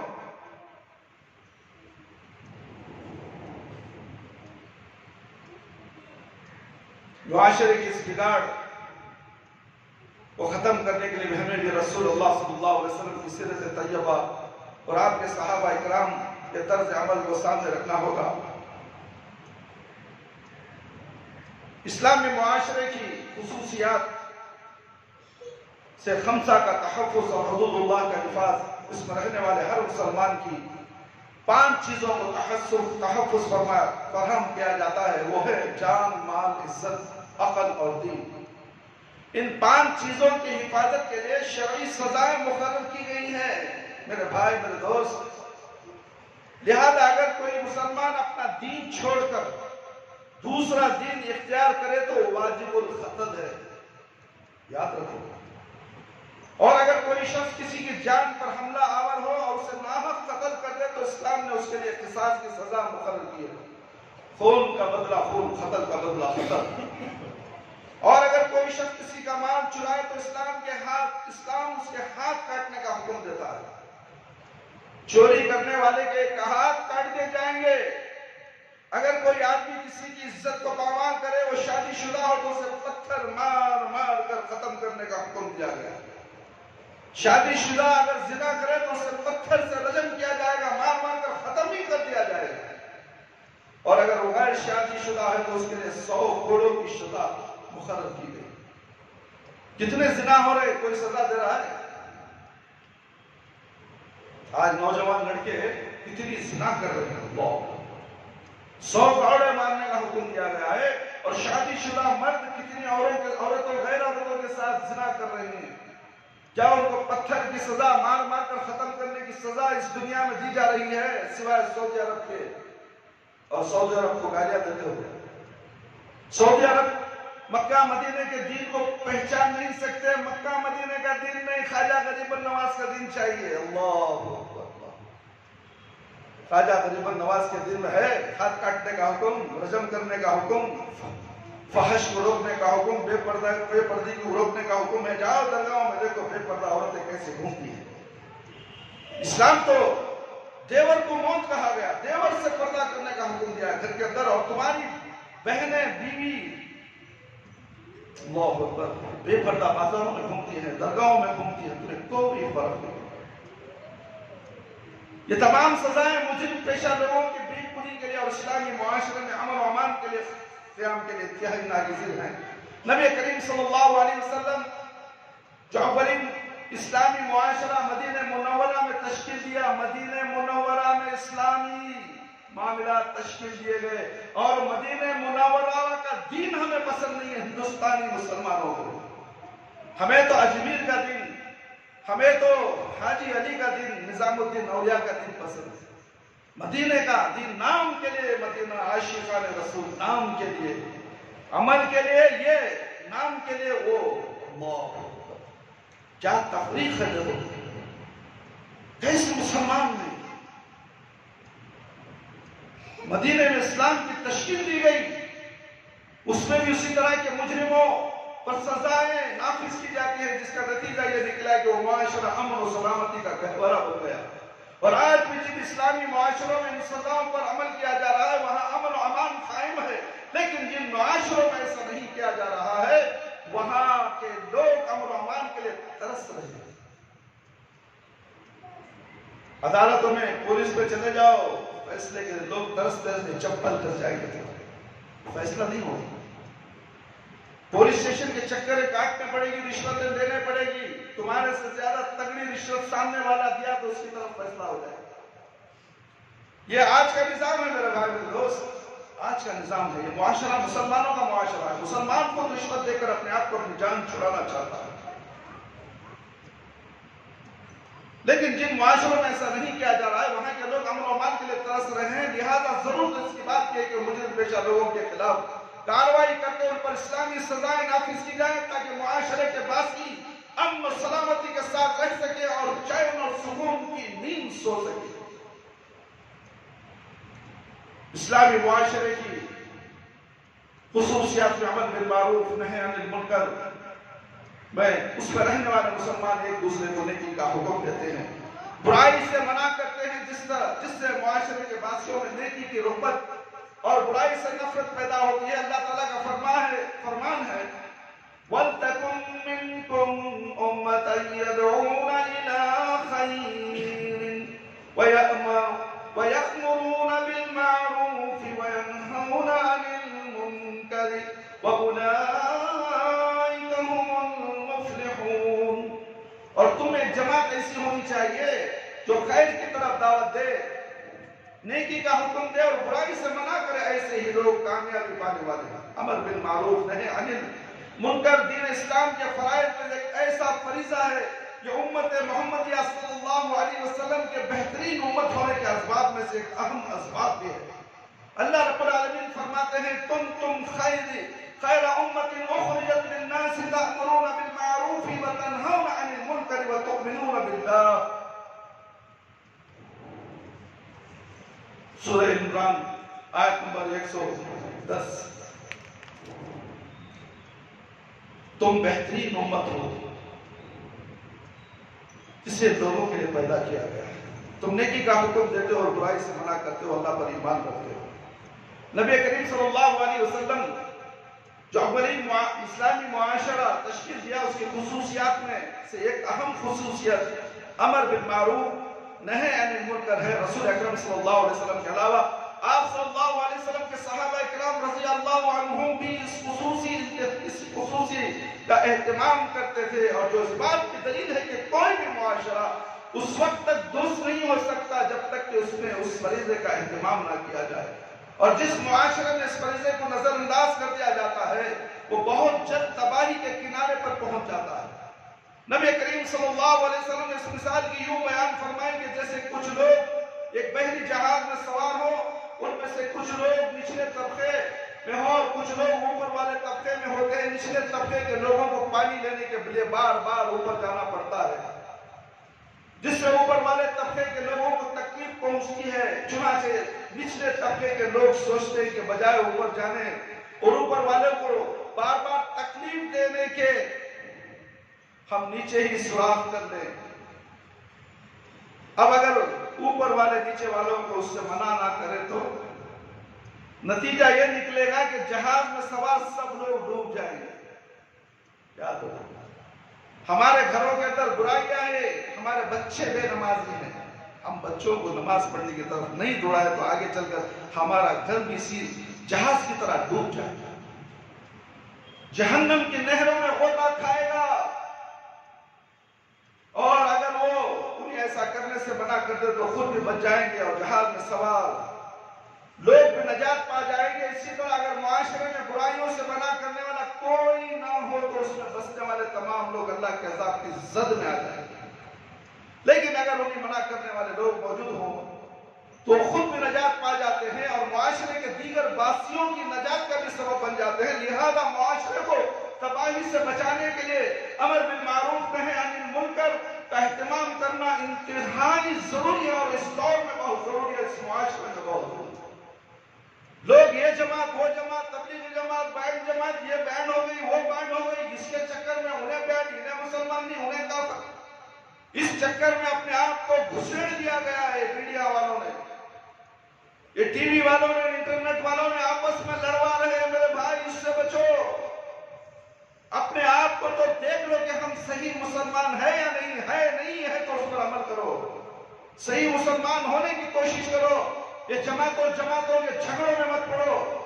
کوئی جماعت کسی کو جنت میں لے جانے والی نہیں. تمہارے اعمال تمہارے جنت میں لے جانے والے ہیں. تم جو کرو گے وہی پاؤ گے. جو بیج بوجے گا، آم کی گٹلی ڈالے گا تو آم ہی پیدا ہوگا، سیب نہیں نکلے گا اس میں سے. سوچ کر دیکھو میرے بھائی دوست. اور تم جماعتوں کے چکر میں پڑے ہو. یہ سنی جماعت، یہ تبلیغی جماعت، یہ اہل حدیث جماعت، یہ فلانی جماعت، یہ سلفی جماعت، نہ جانے کیا کیا بول کر لوگوں کو ٹکڑے ٹکڑے کر دیا. مسجدوں کو آنے، مسجدوں میں بھی لیبل لگا دیا گیا یہ اہل حدیث کی مسجد، یہ دشمنوں اسلام کے دشمنوں کی مسجد ہے. کیا میں اب تک جو بیان کرتا تھا اللہ اکبر اسلام کے دشمنوں کو تائید دینے والا بیان کرتا رہا؟ میں پورا بیان قرآن اور حدیث سے بیان کر رہا ہوں. اور اسے کہا جاتا ہے کہ دشمن ہے، اسلام کے دشمن ہے. اللہ اکبر. اللہ رب العالمین کو اچھی طرح معلوم ہے کہ ہم لوگ کون ہیں. یہ ہمارے تھوڑے لوگ ہی ہیں جو دنیا میں دین پھیلا رہے ہیں، ان کی عزت کرو، ان کے ساتھ اٹھو بیٹھو، تم دین جان لو گے اور جنت میں جانے والے بن جاؤ گے، جنت کے حقدار بنو گے۔ جماعتوں کے ٹکڑوں میں مت بٹو میرے بھائی، قرآن اور حدیث کو مضبوطی سے تھام، امت محمدیہ کی جماعت میں سوار ہو جاؤ، امت محمدیہ کی جہاز میں سوار ہو جاؤ۔ دیکھو جس لیبل میں، جس جہاز میں کون سا لیبل لگا ہے، ہاں لیبلیں لگائے ہیں امت محمدیہ، عاشقان رسول، سنت رسول، مگر چڑھ کو جہاز کے اندر دیکھو تو صحیح، کیا یہ صحیح امت محمدیہ کا جہاز ہے یا نہیں؟ اگر نہیں ہے تو سواری سے اتر جاؤ، فوراً تلاش کرو، تحقیق کرو، قرآن اور حدیث کا مطالعہ کرو میرے بھائی۔ تمہیں دین سمجھ میں آئے گا، ملا مولوی مفتی پیر و مرشد کی باتوں میں نہ آؤ، تم خود اللہ اور اللہ کے رسول کی کتابوں کا مطالعہ کرو، تمہیں دین سمجھ میں آ جائے گا۔ کسی کی دم چھلا مت بنو، بھیڑیا بھیڑ مت بنو، بکرے مت بنو۔ ایک بکرا گڑے میں گرتا تو پورے بکرے دھنا دھن اس گڑے میں گر جاتے ہیں۔ جماعت کیا جماعت ہے؟ قرآن و سنت پر جو جماعت ہے وہی جماعت ہے، چاہے اس میں 10 آدمی کیوں نہ ہو، لاکھوں کروڑوں کی جماعت ہو جانا ثابت نہیں ہے کہ جنت میں جانے والے ہیں۔ جنت میں جانے والے کی جماعت امت محمدیہ صلی اللہ علیہ وسلم، شریعت محمدیہ صلی اللہ علیہ وسلم کے طور طریقے پر اگر ہے تو وہی جماعت ہے، چاہے اس میں 10 لوگ کیوں ہوں۔ اس جہاز میں 10 لوگ سوار ہیں اور تم دیکھتے ہو بڑی جہاز ہے، لوگ بھرے ہوئے، جگہ نہیں، جانے کے لیے ترس رہے ہیں، وہاں بربادی ہے، وہ جہاز ڈوب جائے گی۔ اور جس جہاز میں سوار کم ہے اس میں سوار ہو جاؤ، صحیح سلامت تمہیں سمندر پار کرا دے گی۔ میرے بھائی، میرے دوست، اللہ اکبر، اللہ اکبر۔ لہذا معاشرے کی تباہی سے بچانے کے لیے امر بالمعروف کی ضرورت ہے، اصلاح معاشرہ۔ عزیز القدر بھائیوں اور بہنوں، میری پیاری ماں اور بہنوں، مختصر سے لوگ جمع ہونے والے دوستوں، اللہ تعالیٰ آپ کے بیٹھنے کو قبول فرمائے، آپ کے اس قرآن و حدیث کی باتوں کو سننے پر عمل کرنے کی توفیق عطا فرمائے، آپ کے بیٹھنے کو جنت الفردوس کا حقدار بنا دے۔ لوگ اس مسجد میں قرآن و حدیث کی باتیں سننے سے کتراتے ہیں، ڈرتے ہیں۔ ہم کسی اولیاء اللہ کو گالی نہیں دیتے، کسی جماعت کو برا بھلا نہیں کرتے، سب اللہ کے بندے ہیں، سب اللہ کے بنائے ہوئے انسان ہیں۔ اللہ نے سب انسانوں کو فطرت اسلام پر پیدا کیا، بس ان کے اعمال ان کو جنت میں لے جانے والے، ان کے اعمال ان کو جہنم میں لے جانے والے۔ نفرت کس بات کی؟ انسان سے نفرت کوئی نہیں کرتا، چاہے کوئی آدمی کسی جماعت سے اس کا منسلک ہو، بس ہم یہی بتاتے ہیں کہ اس جماعت کے اندر کیا خراب ہے، اسے قرآن و حدیث کی طرف آؤ، دیکھو قرآن میں ایسا ہے، حدیثوں میں ایسا ہے، نبی کریم صلی اللہ علیہ وسلم کی سنت ایسی ہے، ان کا جو عمل ہے ویسا ہے نہیں ہے، تمہیں تلاش کرو، ہمارے پیچھے آنے کی ضرورت نہیں ہے، ہم نے تو واضح کھلی کتاب آپ کے سامنے پڑھ کر سناتے ہیں۔ اصلاح معاشرے میں مسجد کا کردار بہت بڑا کردار ہے۔ تم معاشرے کو سدھارنا چاہتے ہو تو مسجد کے اندر آنا پڑے گا، مسجد کو مرکز بنانا پڑے گا۔ اللہ کے نبی صلی اللہ علیہ وسلم مدینہ منورہ کی مسجد کو مرکز بنائے تھے، صحابہ کرام وہاں بیٹھ کر دین حاصل کرتے تھے۔ آج تو کالجیں کھل گئے، وہاں بھی یونیورسٹیاں کھل رہی ہیں، مگر مسجد ہی مرکز ہے، یہاں سے دین حاصل کرو۔ مسجد اصلاح معاشرہ میں بہت اہم کردار ادا کرتی ہے، کیونکہ مسجد میں مسلمان دن اور رات میں کم از کم 5 مرتبہ جمع ہوتے ہیں۔ فرض نمازوں کی ادائیگی کے علاوہ اس میں ایک دوسرے سے ملاقات کرتے ہیں۔ کہاں ہے ملاقات کرنے والے ایک دوسرے سے؟ ہاں، مسجد سے آنے سے پہلے اس لیے کرونا آیا، لاک ڈاؤن کرونا، صبح سے شام تک کمانا بھی کرونا میں ہم نے سب لاس ہوگی۔ اب نمازاں پڑھنے کو ہے تو کیسا ہوتا ہے، نمازاں پڑھے تو 10 تازے چلے گئے، 1 گھنٹہ ہمارا دن میں چلے گا، ہمیں کمانا سو کیسا؟ ہمارے جوروں کو جھا جو جوروں بھی بھاڑ دیتے، تیرے بچے گئے بھاڑ میں، نماز چھوڑ کر جوروں کے لیے محنت کر رہا ہے، بچوں کے لیے محنت کر رہا ہے، یہ جوروں اور تیرے بچے جہنم میں چھوڑ کر آ جائیں گے، قبر کے اندر گڑے ہوتے ہیں۔ تیرا جو مال رکھا تھا وہ لوٹ کر کھسوٹ کر کھا جائیں گے، اور تو کہتا ہے کہ کرونا میں آگا کنگال ہوگا، جوروں بچے بھوکے مر رہے، میں کماؤں گا، نماز چھوڑوں گا؟ نماز چھوڑ کر بھی کوئی مسلمان رہ سکتا ہے؟ یہ تم اپنے سینوں میں ہاتھ رکھ کر اپنے آپ سے جواب مانگو۔ جو مسلمان نماز نہیں پڑھتا وہ مسلمان ہے ہی نہیں. جمعہ کا نمازی نہیں ہو سکتا، عیدوں کا نمازی نہیں ہو سکتا. عید کی نماز کوئی پڑھے تو بھی چلتا، نہیں تو بھی چلتا. نماز کفایہ ہے، یہ تو نماز فرض ہے. فرض نماز معاف نہیں، بوڑھے کو بھی معاف نہیں، بیمار کو بھی معاف نہیں. بستر میں سوئے ہوئے، بستر مرگ پر سویا ہوا بستر پر ہے، اٹھ نہیں سکتا، بیٹھ نہیں سکتا، اسے بھی نماز پڑھنے کا حکم دیا گیا. تیمم کرے گا، نماز پڑھے گا، مٹھی پر ہاتھ مارے گا، ہاتھ مل لے گا، چہرے کو پوچھ لے گا، اللہ اکبر، سو کر اشارے. اتنی بڑی اہم چیز کو تم معمولی سمجھتے ہو نماز. اسی لیے مسجد کو، اسلامی معاشرہ کا کردار مسجد کو مرکز بنایا گیا. تم مرکز کو آنے سے کتراتے ہو، ایک دوسرے سے ملاقات کرنا نہیں چاہتے، ایک دوسرے کے احوال سے واقفیت حاصل کرتے ہیں. اگر کسی کے متعلق معلوم ہو کہ وہ بیمار ہے تو اس کی عیادت کے لیے جاتے ہیں، اور اگر انہیں کسی کے متعلق پتہ چلے کہ وہ فوت ہو گیا تو اس کی نماز جنازہ اور تدفین میں شریک ہوتے ہیں. اگر انہیں کسی ضرورت مند کے متعلق پتہ چل جائے تو اس کی ضرورت کو پورا کرنے میں اپنا کردار ادا کرتے ہیں. اس کے علاوہ مسجد کا امام خطیب مسجد کے ممبر و محراب کے ذریعے سے اپنے مسلمان بھائیوں اور بہنوں کو ان کی معاشرتی ذمہ داریوں کے متعلق وقتاً فوقتاً آگاہ کرتا رہتا ہے. یہی بات میں کہتا رہا ہوں، یہی بات میں ممبر رسول پر وقتاً فوقتاً آپ کے سامنے رکھتا ہوں، مگر آپ لوگ سننا پسند نہیں کرتے. اپنے دوست احباب کو اس مسجد میں لانا بھی پسند نہیں کرتے. اس مسجد میں جاؤ، قرآن اور حدیث کی باتیں، صحیح باتیں ہوتے ہی آپ یہ دعوت بھی کرنا نہیں چاہتے. ایک شخص کو مسجد کو لے کر آنا کتنا بڑا ثواب، اجر و ثواب کا کام ہے. اپنے بچوں کو لانا، اپنے ساتھیوں کو لانا، اور اس مسجد میں جائیں، یہاں صرف اللہ کی باتیں، اللہ کے رسول کی باتیں ہوتی ہیں. سنیں گے تاکہ ہم بھی جنت کو جانے والے بن جائیں گے، تم بھی جنت کو جانے والے بن جاؤ. ایک دوسرے پر دعوت و تبلیغ تم کرنا ہی پسند نہیں کرتے. انہیں مسلمانوں کے باہمی حقوق ادا کرنے کی تلقین کرتا اور ان کو حق تلفی کرنے سے منع کرتا ہے. باہمی حقوق میں والدین کے حقوق، اولاد کے حقوق، میاں بیوی کے حقوق، رشتہ داروں کے حقوق، یتیموں اور مسکینوں کے حقوق، نوکروں اور دیگر ماتحت لوگوں کے حقوق کے متعلق آگاہ کرتا ہے. اس کے علاوہ وہ انہی معاشرتی خرابیوں کے متعلق تنبیہ کرتا ہے اور ان خرابیوں کی اصلاح کے بارے میں ان کی رہنمائی کرتا ہے. ایک منبر پر کھڑا ہوا خطیب، اور اس خطیب سے نفرت، پیچھے گالیاں، مسجد کے باہر جاتے ہی اولیاء اللہ کو بجائے رہے. اس کی ماں کا خطیب مارن سی گالی دے کر جاتے ہیں. بھائی دوست، یہ خطیب قرآن اور حدیث کے خطیب کو گالی دینا اللہ اور اللہ کے رسول صلی اللہ علیہ وسلم کو گالی دینے کے برابر ہے. وہی بات میرے باپ کے گھر سے، میرے دادا کے گھر سے نہیں بتاتا، قرآن سے بتاتا ہوں. نبی صلی اللہ علیہ وسلم کے حدیث بتا دو تو ان کو چھٹ بتا دو، گالی دیتا ہوں. آؤ سامنے آؤ، گردن اڑا دو میری، لاؤ گولیوں میں 6 گولیاں ہیں تو سینے پر چلا دو میری، مرنے کے لیے تیار ہوں، شہید ہونے کے لیے تیار ہوں.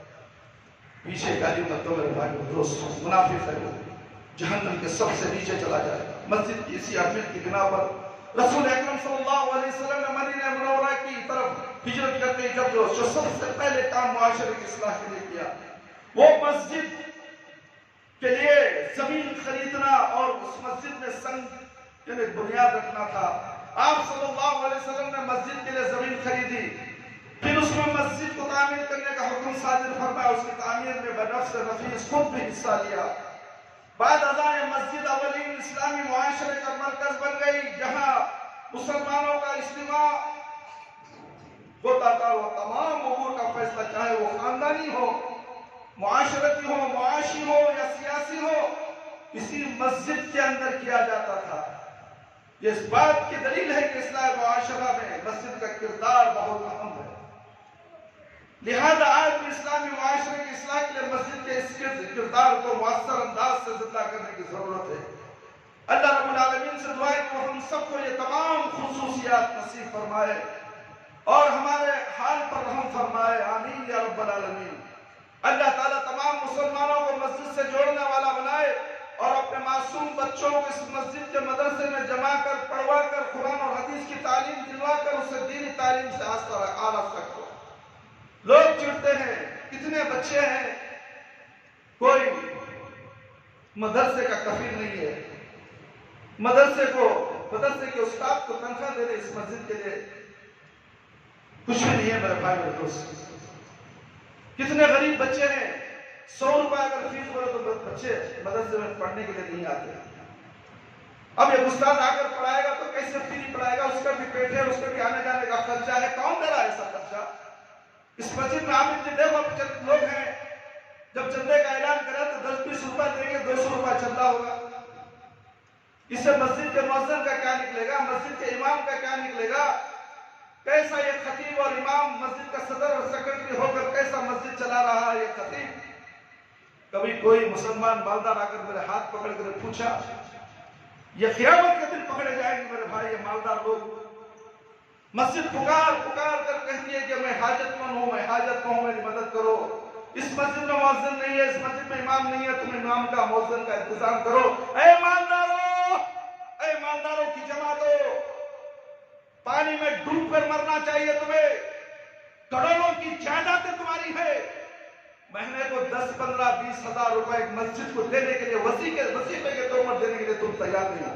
चाहे 15,000, 20,000 रुपए तुम्हारे लिए जन्नत में महल बन जाए, जन्नत का जाने का रास्ता बन जाए। दुनिया में पैसा जमा कर कारून का खजाना रखकर दुनिया में छोड़कर इस दुनिया से चले जाए। काश के तुमने इस मस्जिद के हक में फैसला किया होता। बहुत से मसाजिद है, उसके साथ अतराफ दुकानें मौजूद है। हमारी इस मस्जिद का दुकान का किराया 7,000 से ऊपर, 10,000 देखने के लिए कहा तो कहता है कि हम दुकान खाली करते हैं। दुनिया का कमाए बिल्डिंग बना लिया, घर बना लिया लोग, मस्जिद के किराए के अंदर सामने प्रॉपर्टी खरीद ली। हमारी आंखों के सामने समझते हैं कि हमें पता ही नहीं है, मगर किराया बढ़ाने के लिए कहा तो नहीं, हमें खाली करो, खाली करो। अल्हम्दुलिल्लाह 10 साल तुमने इस मस्जिद का हक पाया है, 10 साल तुमने इस मस्जिद में कमाया है, और तुमने सामने इमारत खरीदी है, और तुम बेनमाजी हो, ये इमारत तुम्हें जहन्नम में ले जाएगी। मस्जिद के मुकाबले के सामने HTHL नाम लिखकर तुमने मस्जिद को झूठे मारे, जिद शरारत। हमने तौहीद की दावत तुम्हें दी तो तुमने शिर्क का लेबल मस्जिद के सामने लगाया। शर्म आनी चाहिए, शर्म से डूब कर मरना चाहिए। अगर वीरत की तो कल ही खाली कर दूंगा, तुम्हारा एडवांस अभी दे दूंगा, अभी दे दूंगा, नमाज के बाद दे लो मेरे से। क्या समझते हो तुम? अल्लाह का घर मजबूर है तुम्हारे से। 3 महीने का टाइम लिए तुम, क्या जरूरत थी 3 महीने का टाइम? इससे पहले भी मैं 3 महीने का टाइम लिया था, आज भी 3 महीने का टाइम पूछते हो। जिद है, शरारत है। तुम्हारी मशीन सामने शिफ्ट करने के लिए 3 महीने होना, ढकले करना 3 महीने लगा मशीन को। 4 ओवर में पूरा दुकान खाली हो जाता तुम्हारा। एक दिन फिर चुना मारो, कहीं मारो, पूरा पाक साफ हो गया, कहानी खत्म। ले भी तुम्हारी चाबी ले लो मस्जिद।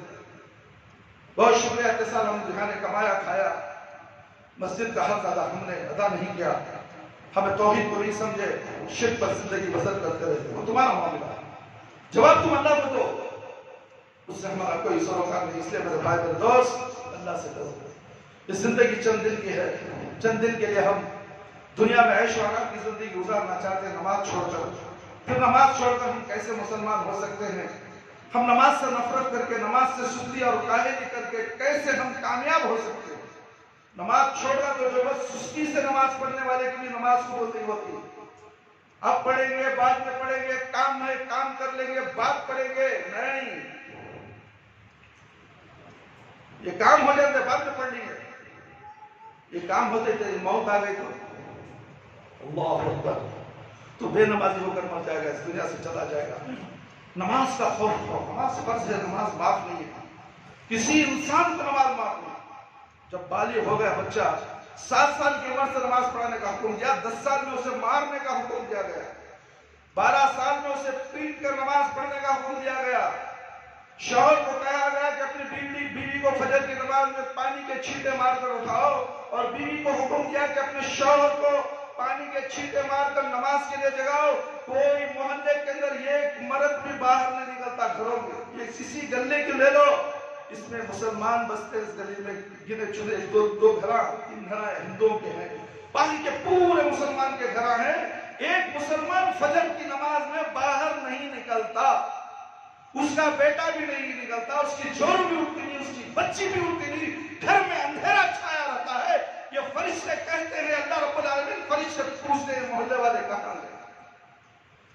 نماز کو کیوں نہیں آئے؟